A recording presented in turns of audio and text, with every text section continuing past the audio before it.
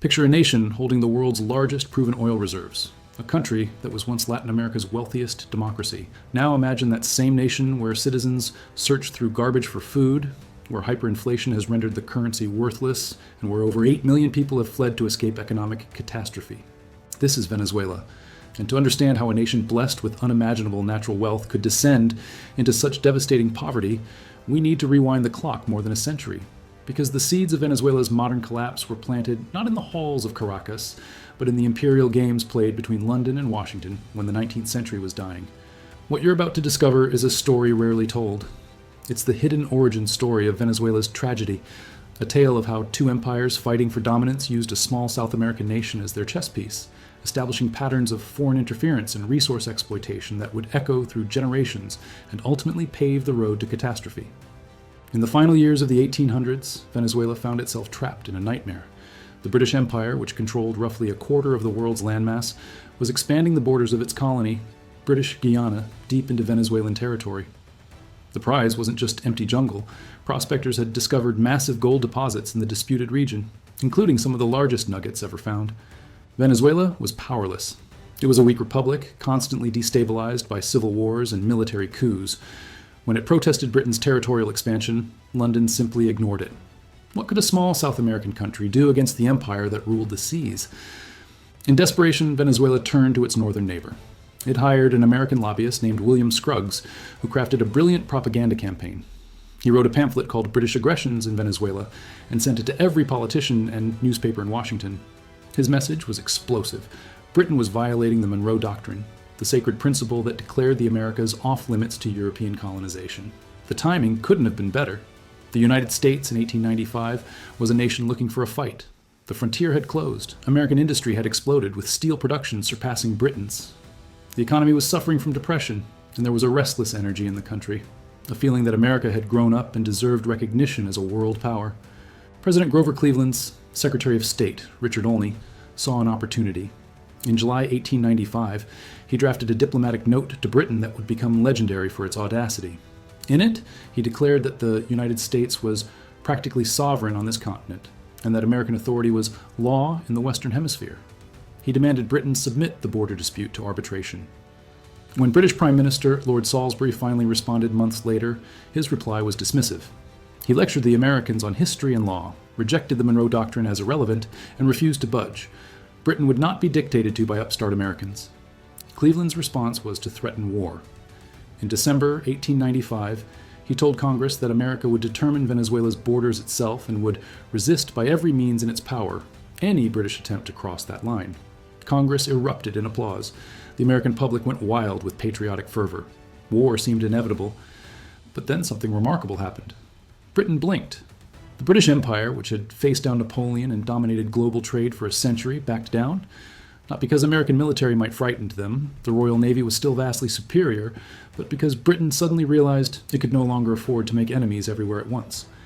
A crisis in South Africa, where British colonial administrators had launched a disastrous raid, drew Germany's hostile attention. The German Kaiser sent a telegram congratulating Britain's opponents, signaling that Germany was willing to challenge British power. Suddenly, London's strategic priorities became crystal clear. Germany was the real threat. Fighting America over a strip of Venezuelan jungle was foolish. In February 1896, Britain agreed to international arbitration. The blink became a pattern. Over the following decade, Britain systematically withdrew from the Western Hemisphere, handing control to the United States piece by piece. The British gave up their joint control of any future Panama Canal, allowing America to build and fortify it alone. They recalled their naval squadrons from the Caribbean. When the United States launched the Spanish-American War in 1898, seizing Cuba and Puerto Rico, Britain was the only European power that supported them. Most significantly, when Venezuela faced another crisis in 1902, this time over unpaid debts to European creditors, Britain and Germany sent warships to blockade Venezuelan ports. But when President Theodore Roosevelt quietly warned them to back off, invoking American regional authority, the British immediately withdrew. They had accepted the new reality. The Western Hemisphere belonged to Washington. For Venezuela, this shift seemed like salvation. Britain had been forced to retreat. The Northern Giant had defended Venezuela's sovereignty. But what Venezuela had actually received was something far more dangerous. It had become America's responsibility, America's protectorate, America's problem. The Monroe Doctrine, as enforced in 1895, was never designed to protect Latin American independence. It was designed to ensure that only one empire, an American one, would have the right to intervene in Latin American affairs. Theodore Roosevelt made this explicit with his Roosevelt Corollary to the Monroe Doctrine in 1904. He declared that the United States would act as an international police power in the Western Hemisphere.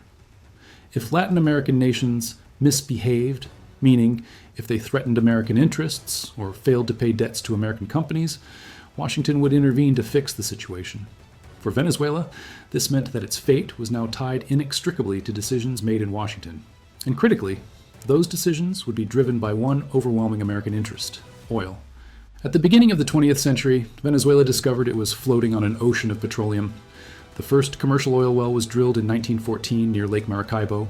By the 1920s, Venezuela had become one of the world's leading oil exporters. By 1970, it was the wealthiest country in Latin America, with a per capita income higher than Spain, Greece, or Israel. But here's the cruel paradox. The oil didn't make Venezuela independent. It made Venezuela more vulnerable. American oil companies, including Standard Oil, Gulf, and Shell, dominated Venezuelan oil production from the beginning. They negotiated extraordinarily favorable contracts with Venezuela's governments, contracts that sent most of the profits out of the country while leaving the environmental and social costs behind. Venezuela became what economists call a petrostate, a nation where the government becomes dependent on resource exports, where power concentrates in the hands of those who control resource revenues, and where corruption flourishes because the money flows from the ground rather than from productive economic activity. This is what scholars call the resource curse, or Dutch disease, the paradoxical phenomenon where countries with abundant natural resources often experience worse economic outcomes than countries without them. The mechanism is straightforward but devastating. Oil revenues flood into the government, removing the need for taxation and therefore the accountability that comes with it. The national currency becomes overvalued, making domestic manufacturing uncompetitive. Political power becomes about controlling access to oil revenues rather than building productive institutions. And the entire economy becomes vulnerable to the boom and bust cycles of global commodity prices. The wealth from oil never built a diversified economy in Venezuela. Instead, it created a system where political elites fought over access to oil revenues rather than building institutions that could generate prosperity without oil. When global oil prices were high, everyone benefited from the windfall, and no one worried about building alternative industries.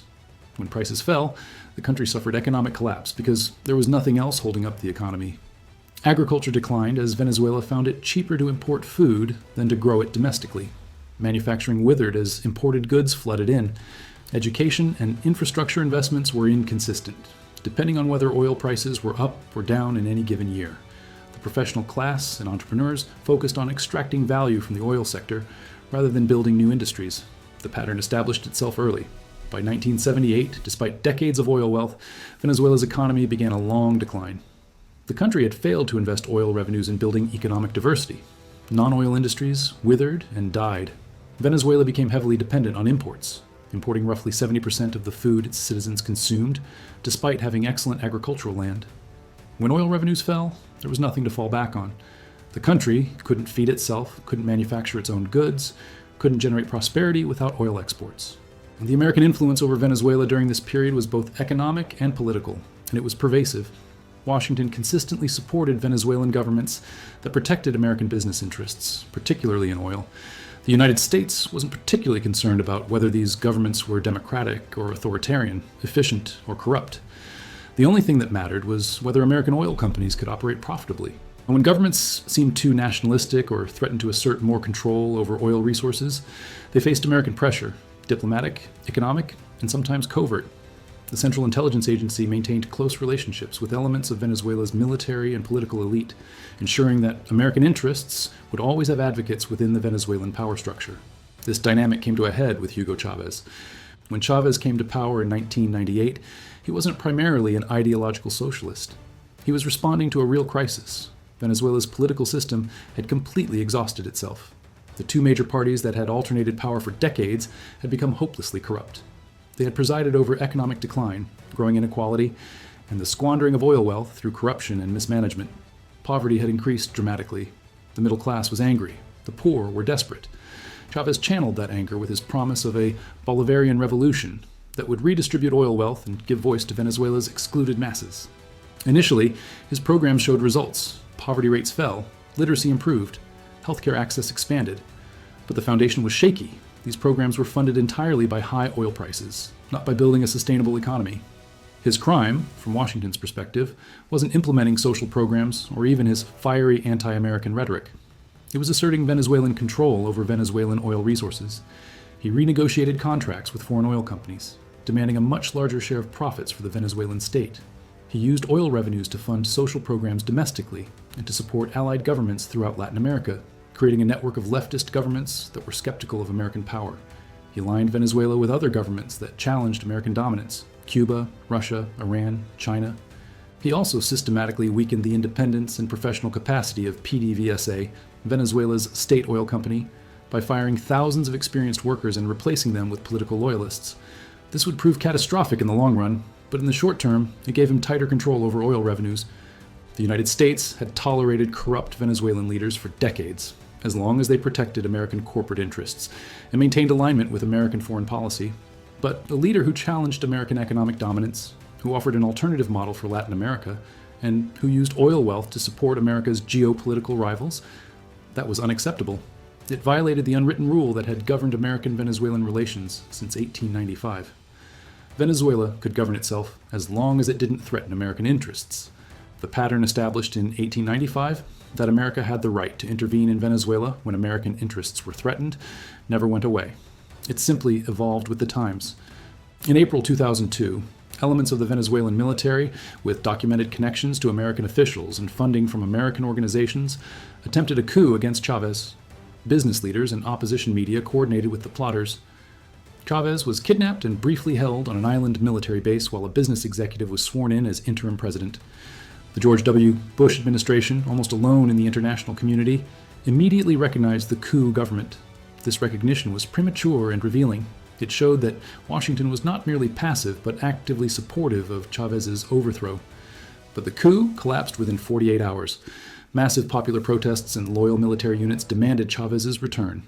The interim government fell apart.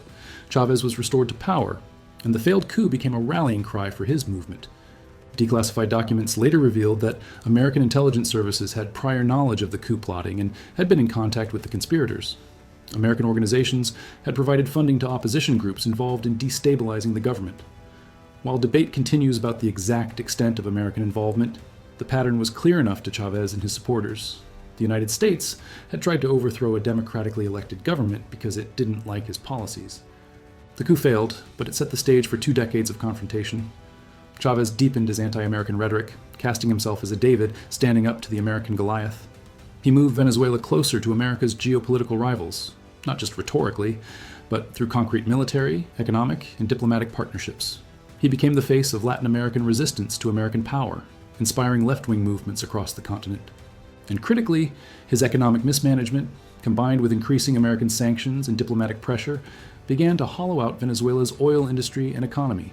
The professional class fled, foreign investment dried up, maintenance was deferred, production slowly declined even as oil prices remained high. After Chávez died in 2013, his successor, Nicolas Maduro, inherited a system already in crisis. Oil prices had begun to fall. The state oil company, PDVSA, had been transformed from a professional operation into a bloated patronage machine run by military loyalists who lacked technical expertise. Here's where the toxic combination of domestic mismanagement and external pressure became lethal. Maduro's government made catastrophic economic decisions. Instead of reforming, they doubled down on failed policies. They printed massive amounts of currency to finance government spending, triggering hyperinflation. They maintained price controls that destroyed incentive for domestic production. They refused to acknowledge the depth of the crisis. But at the same time, the United States was systematically strangling Venezuela's economy. The Obama administration had begun imposing targeted sanctions. The Trump administration dramatically escalated this pressure. In 2019, the United States imposed maximum pressure sanctions on Venezuela's oil industry.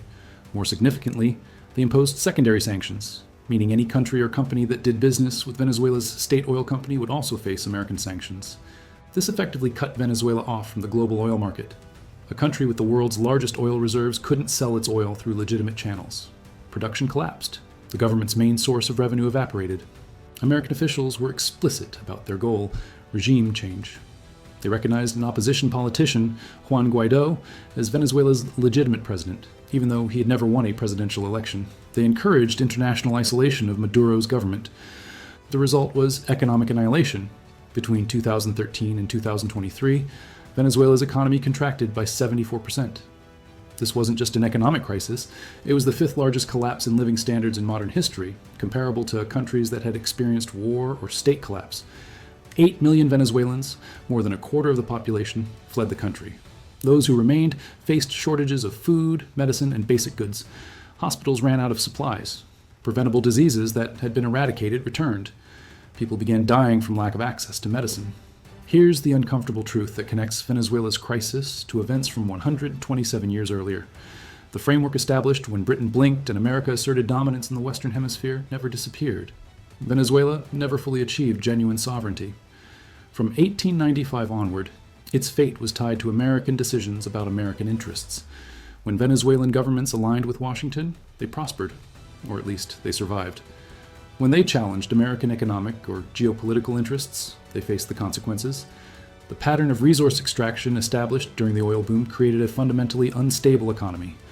Rather than using oil wealth to build a diversified, resilient economy, successive Venezuelan governments, with encouragement from American companies and officials, created a petrostate that was vulnerable to any shock to oil prices or oil production. Chávez's rise was a response to the failures of this system, but his attempt to break free from American dominance, combined with his own serious economic mismanagement, triggered an American response that followed the logic established in 1895. When American interests are threatened in the Western Hemisphere, America intervenes. The tragedy is that Venezuelan civilians, ordinary people who never asked to be pawns in imperial games, have paid the price for decisions made in foreign capitals over more than a century. Could things have been different? Perhaps. If Venezuela had used its oil wealth in the 1970s to build economic diversity instead of dependence, if American policy had prioritized Latin American prosperity over American corporate profits, if the international community had developed mechanisms for genuine sovereignty rather than spheres of influence. But the system established when the British Empire stepped back and let America become the hemisphere's dominant power created incentives for exploitation rather than development, for control rather than independence. Venezuela's crisis continues. Recent years have seen some limited economic stabilization, but the country remains in desperate condition. Millions remain displaced. The political system is broken. The oil industry, once the source of national wealth, lies in ruins. The United States has partially eased some sanctions, but the fundamental dynamic hasn't changed. Venezuela remains caught between domestic dysfunction and external pressure, between the legacy of its petrostate past and an uncertain future. And the broader pattern, the one established in that forgotten crisis of 1895, continues to shape Latin America. The idea that the United States has special rights and responsibilities in the Western Hemisphere, that American power gives Washington the authority to determine which governments are legitimate and which must be changed, remains embedded in American foreign policy. Venezuela's collapse is often presented as a simple morality tale, socialist mismanagement destroying a prosperous nation.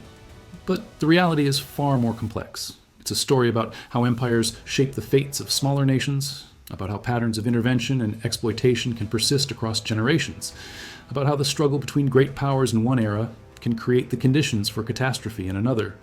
When Britain backed down in 1895, it seemed like a victory for the principle that European empires couldn't expand in the Americas. But what actually happened was a transfer of imperial authority from one power to another. Venezuela traded one master for another, and the bill for that transaction is still being paid, in suffering, in displacement, in shattered lives, more than a century later. Understanding Venezuela's collapse requires understanding this history, because until we grapple with how imperial powers have shaped Latin America's development, how resource extraction has created vulnerable economies, how the patterns established in the age of European empires have persisted into the age of American hegemony, we can't fully grasp why a nation with so much wealth could fall so far. This is the shadow of money, the hidden history of how power and profit have shaped the modern world, and how the decisions of empires echo through time in ways that most people never see, but that millions of people live with every day. Until next time, keep following the money, keep questioning the official narratives, and keep uncovering the truth.